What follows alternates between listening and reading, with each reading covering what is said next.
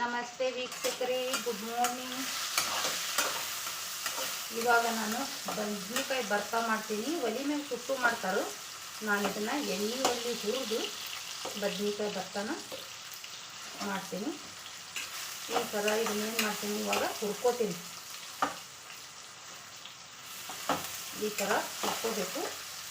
ಇದಕ್ಕೆ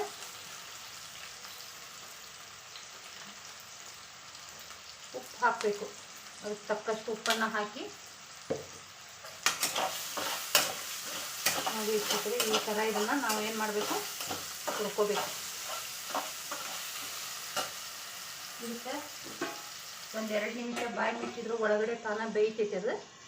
ಈ ಥರ ಅದನ್ನು ಎಣ್ಣೆಯಲ್ಲಿ ಹುರ್ಕೋಬೇಕು. ನೋಡಿ ಇಟ್ಬಿಟ್ರೆ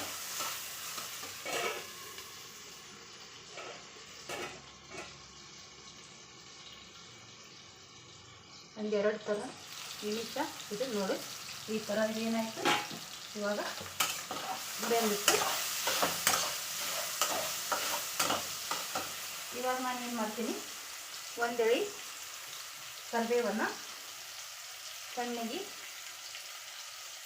ಕಿವುಟಿ ಹಾಕ್ತೀನಿ. ಆನಂತರ ಒಂದು ಟೊಮೆಟೊ ಹಣ್ಣು, ಒಂದು ಉಳ್ಳಾಗಡ್ಡಿ, ಹೆಚ್ಚಿಕ್ಕಂಥ ಕೊತ್ತಂಬರಿಯನ್ನು ಇದಕ್ಕೆ ಹಾಕ್ತೀನಿ.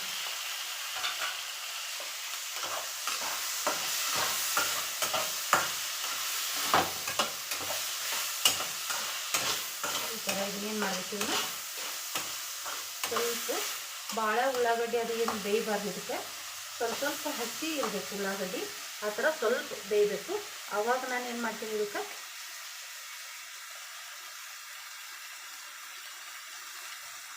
ಉಪ್ಪು ಹಾಕಿದ್ದೆ. ಮೊದಲು ಉಪ್ಪು ಹಾಕೀನಿ, ಖಾರ ಪುಡಿ ಅಂತ ಹಾಕ್ತೀನಿ. ಇವಾಗ ಗುರೆಳ್ ಪುಡಿಯನ್ನು ಹಾಕ್ತೀನಿ.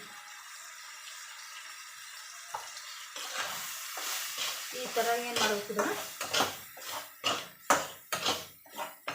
ಮಾಡ್ಕೋಬೇಕು. ಮಾಡಿಕೊಂಡು ಸ್ವಲ್ಪ ನಿಂಬೆ ಹಣ್ಣನ್ನು ಇದಕ್ಕೆ ಹಿಂಡಬೇಕು. ಗ್ಯಾಸ್ ಬಂದ್ ಮಾಡಬೇಕು.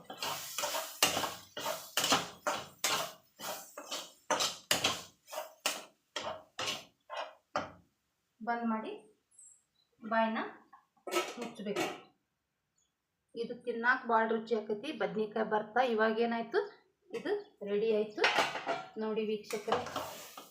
ಬದ್ನಿಕಾಯಿ ಭರ್ತಾ ರೆಡಿ ಆಯಿತು.